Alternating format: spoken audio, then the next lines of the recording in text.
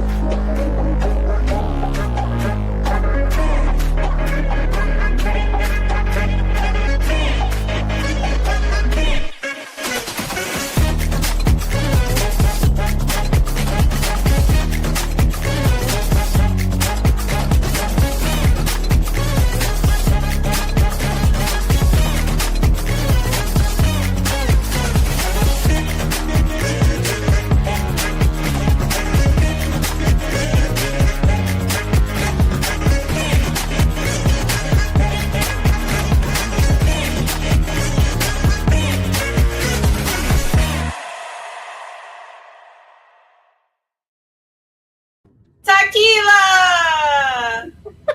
I still have not gotten to see the full intro because I'm constantly posting into other groups, and I have a lot of fence groups that I am a part of that I share this podcast into, but one of them is a fencing group and the sword fighting.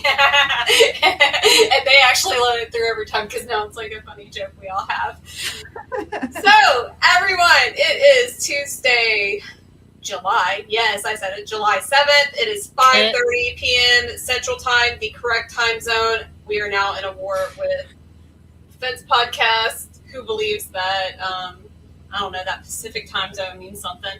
It does not. We have Lisa, the one and only, my ride or die. Susan, that's me. And we got Samantha. Her name is not Jordan, it is Samantha. She's a United States veteran. She is in the outcrossing process. Congratulations. Very excited for you. And she is the business owner of TSF Construction. Welcome. Awesome. Thanks for having me, ladies. Welcome. Thanks for coming on the show. Yeah. Well, what does TSF stand for? Yeah. You were waiting for that one. I haven't. So my husband and I started the Savage Farm LLC about 2 years ago. Oh, that explains it. I'm like, this Savage I was going to say, wondered. That is weird. I love it. No, I wondered where that email came from. I'm like, that's so, what is this? What is the Savage Farm?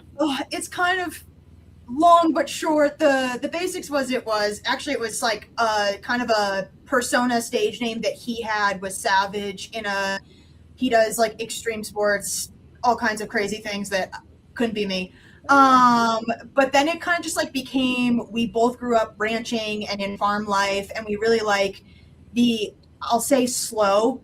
Anyone that's in ranch life knows it's not slow. It's a lot of hard work, but it's a lot of honest work, and it's a lot of, taking care of your family and like community and stuff. So like the whole farm life really resonated with us. So it just kind of like mushed the two things together, like his kind of this persona and something that we really cared about, and it was the Savage Farm. So if you were to find me on like Instagram, my business is like the Savage Doc, and he is Savage Stun. So we all kind of have like these little names that we've built around each of our persons that is the Savage Farm. Our dog, is Savage Maverick. So, it's kind of just become like a little thing. And, honestly, at first we kind of were hesitant. We made the LLC, and then we have our DBA, TSF Construction, and we've always go by that. And we were honestly like a little nervous to use it because we were like, man, it's kind of aggressive, and people might see that and be like, whoa, like I don't know about that. And honestly, like your response is what we get a lot of the time. Like people are like, that's so sick, that's so fun, like it's different. So we've really been embracing it definitely a lot more this past year. Coming into 2026, we've been using it more with our branding and stuff, and we love it. So that's marketing here love the branding across like all the names. Yeah. I'm listening to no, this going, that's amazing. That's so cool.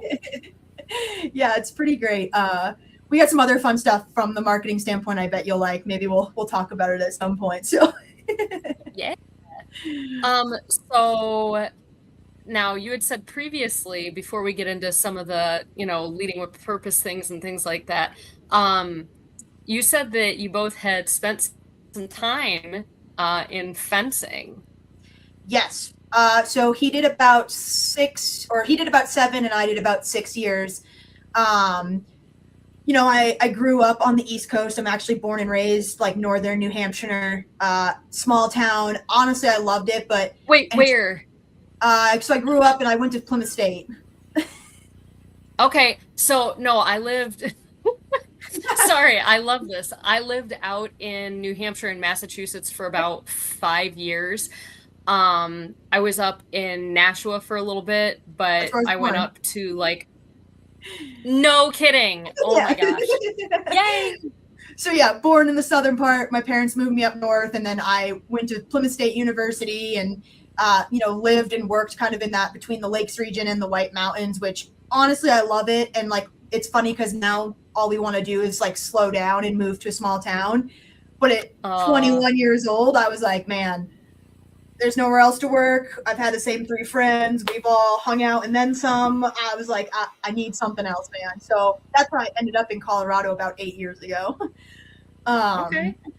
And I wasn't even, I grew up, construction has always been like in my life. My dad was in construction. All of his friends were construction. They all had boys. Like I kind of was just always used to being around that. But I was actually in the animal medicine field for a while after school, and COVID was happening, and I kind of just needed like a change of pace. And he was like, hey, why don't you come over to this company? And I was like, you know what? What's the worst that could happen? So they did fencing. Everything from government, builder, residential, commercial, you name it. They've kind of done it all through the state of Colorado. And I started in retail because I was like, this is kind of whatever. Knew nothing about fence. Other than like styles of fence. I learned it pretty quick. I actually really liked it. I really liked different styles. We did mostly cedar, but they literally had everything from vinyl to Trex, you name it. Can I pause for just a second, Mary? I hope you're not on the house, but in the house.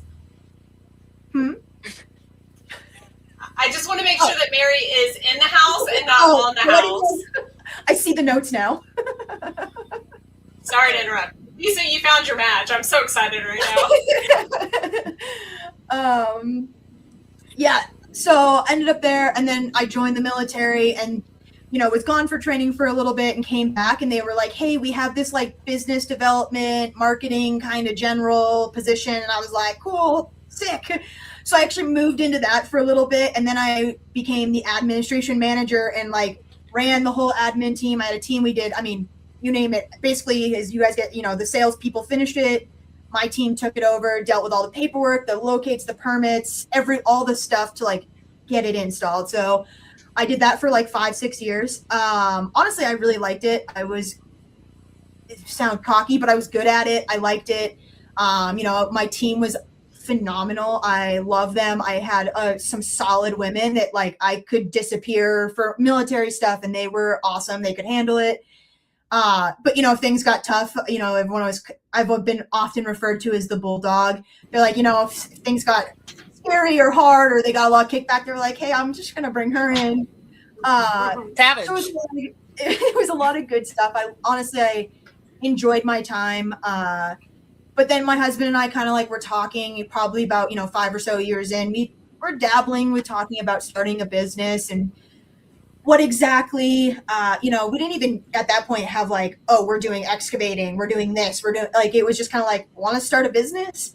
We like kind of dabbled with the idea, and then we came up with our LLC, the Savage Farm, before literally anything. I think we actually had a potential for like a demo company, like junk removal demo at one point.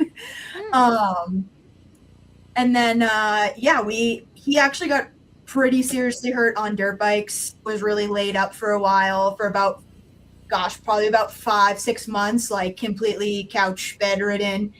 And I think it was at that time he after some of the surgeries and chilling and stuff, had a lot of free time, and it was just kind of like at that point we were like, so we're doing it, and we literally like went through all the paperwork, paid for all the things you need for the state and this and that, and our EIN and whatnot, got our DBA going, got our website going, and jumped to it. And like literally the week he was allowed to be walking on his feet, I think we started our first job. Wow. Wow. What was your biggest fear of launching in the whole process? Because I mean, y'all just sprung forward and went for it, but I mean, you had to have fears. It's normal. It's natural. Yeah, I think one of the biggest fears was that we knew it was going to be for both of us at some point or another. And so that was probably the scariest / what held me back. I think I stayed on with the fence company for about 9 or 10 months, almost a year after we started, because having, our whole household salaries reliant on this one company that we did just kind of like full send was definitely probably the scariest part. Was like, oh my God, what if it goes under and neither of us have income? And, so that was definitely the scariest thing. And then kind of after that, what was probably the hardest thing was that I was like helping on the back end in the office on the weekends. I would, finish up, I would do 6 to 2 at my full-time job with the fence. And then I would go help him in the field for a few hours in the afternoon. So there was like, then that became the hardest thing of like just trying to juggle our time, our schedules, things like that. And it got to the point where we were like, okay, like I'm needed in the field full time, so we're just going to have to send it. And honestly, like it's been great. I mean, obviously we figured it out. And so that's, and this has been, yeah, go ahead. I was going to say, this has been for 2 years now. Yeah. So we'll be 2 years at the end of the month.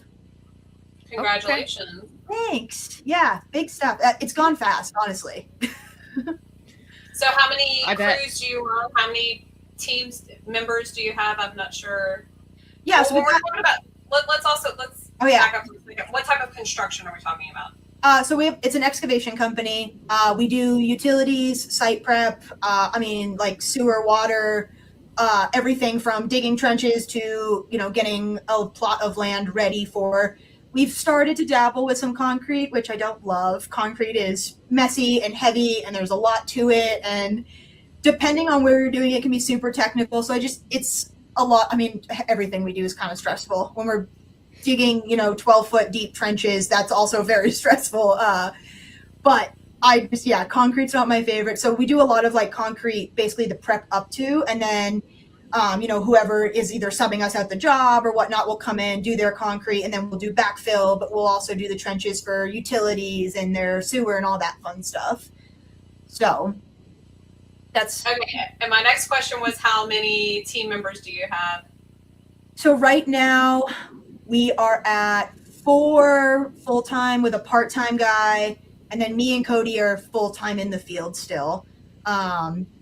So, I mean, full-time for the most part. I mean, we also frequently, if days are slow or the guys are good, we'll pop out so that we can go do office stuff.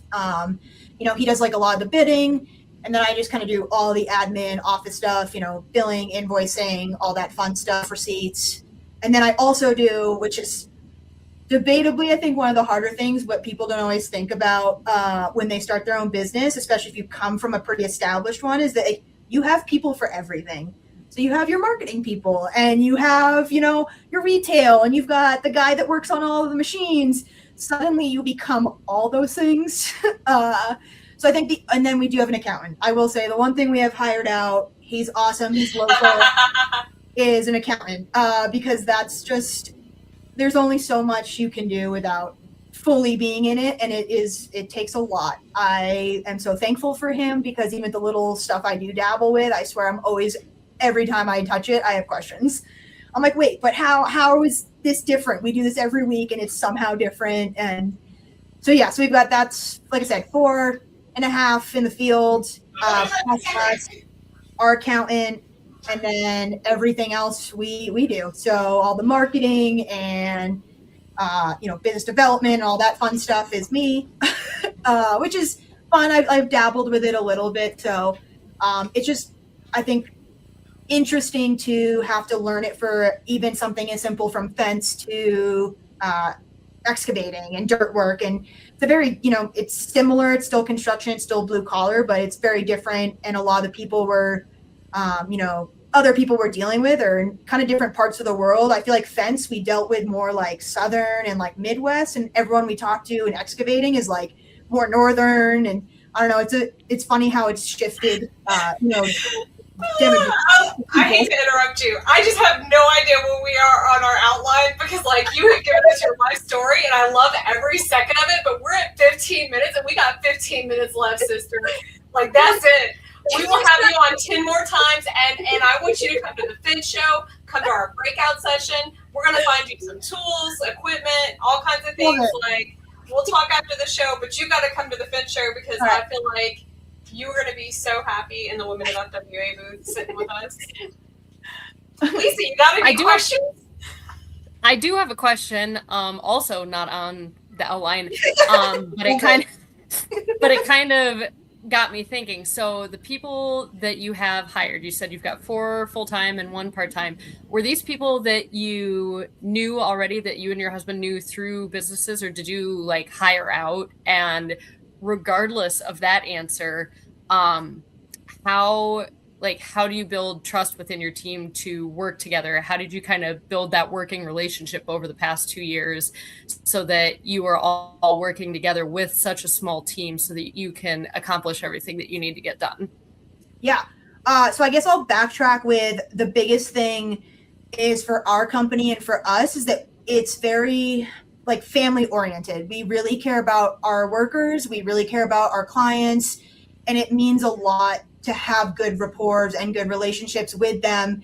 Like even, I promise this will get to your question, but like even for our guys, like safety and health is huge. We talk about, hey guys, drinking less and eating better. And hey, we're willing to pay for a gym membership if you're going to actually go, like doing stuff outside and like actually caring about our employees and not just being like, oh, morning stretches, yay, okay, now get to work. Like we genuinely do care and like want to make sure that like the guys are good. So I think that has been huge, that like there's a just some values that they see that we genuinely are there for them, and we genuinely do care. Yes, there's a fine line of that family aspect. Like I say that my father-in-law works for us, so it is very family too. But it is very much a making sure that there is respect and, the boundaries and stuff that come with being a business owner and whatnot, but genuinely knowing that they're cared for. I think that's huge. And for us with our employees, our customers, our clients, whoever, honestly, even between us, especially with work, is communication and honesty.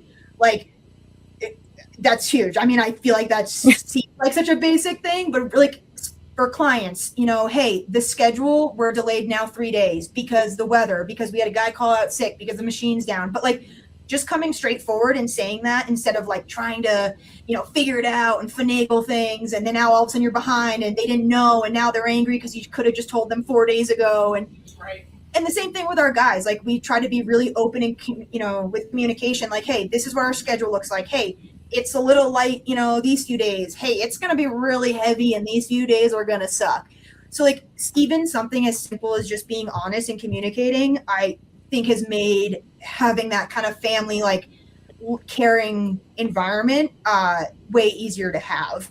So I think that sums up the kind of the question in a long way. Yeah, Does. absolutely. Does. Well, what advice would you give another woman who's considering starting her own business? Do it. I love seeing other female, entrepreneurs out there. I love seeing females in blue collar jobs. Like when I'm out in the job sites, because I frequently are, like, we have these stickers to go back to kind of, so we have T-Bone. We have this little bull that we've made our mascot, and we've made all kinds of stickers with him. We're going to do some like shirts and apparel and stuff. So we have T-Bone riding equipment, and it has like our logo and stuff on it. It's like whenever I see females, I'm always like giving them our stickers. And, it's funny because Cody's like, hey, like, we're running out of stickers, or hey, we ran out today. And I'm like, yeah, I gave it to her and her over there. Like, I love it. I get so pumped. They probably think I'm some crazy crazy person because I'll be like running down through the job site and I'm like, oh my God, I'm so glad you're here. We're like, are we even doing the same? Like, who are you? So I love it. I love seeing females out there, especially when they're all, super supportive of us being out there because it is in the fence. We did have one female out in the field at one point. Most of ours were in kind of the more standard office jobs. Obviously now, like, it's interesting to see the dynamic of a female. There's definitely some people that love it, some generations and such that are all about it. And there's definitely some that I'm not their favorite person out there. But honestly, it just makes me work harder because I'm like, man, we're doing the same thing and I'm making the same money you are. And guess what? Like, I'm still here.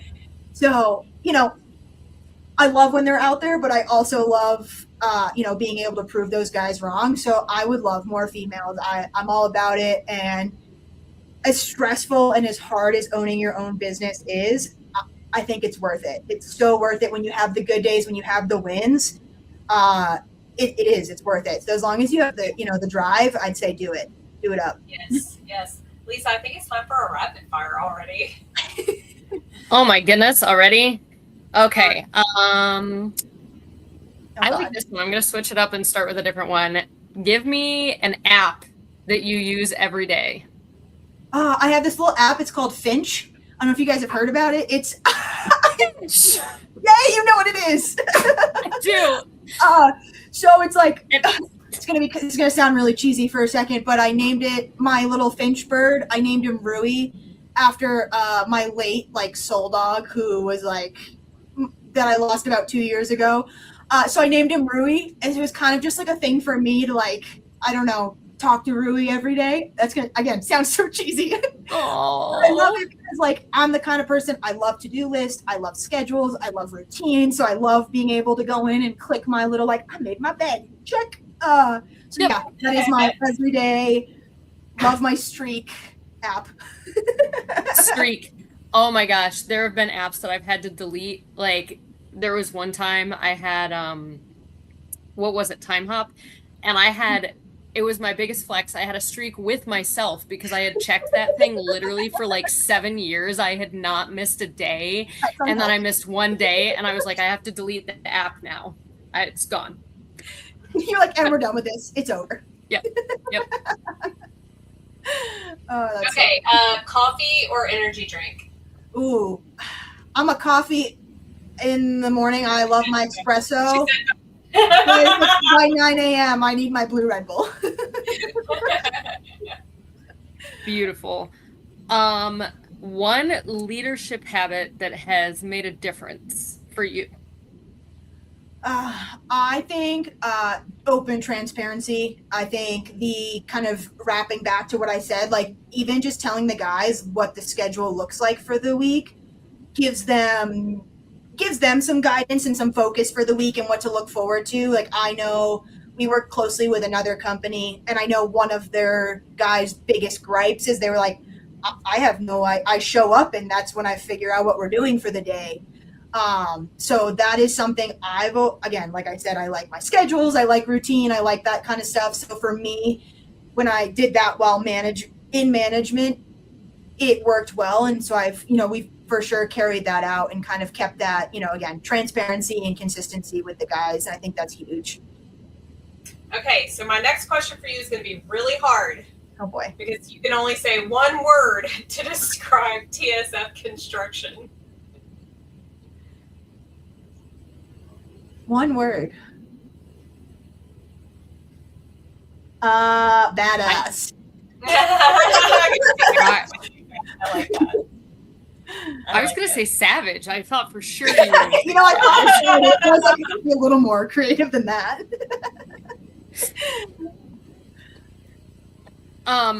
So next rapid fire question. Do you go to any shows? So we've gone to a couple. This spring went to Con Expo in Vegas for the first time, and that was awesome. It was a lot, honestly. We were hesitant to go, and then when it got closed, we had jobs because we had no snow in Colorado, so we were bumping here.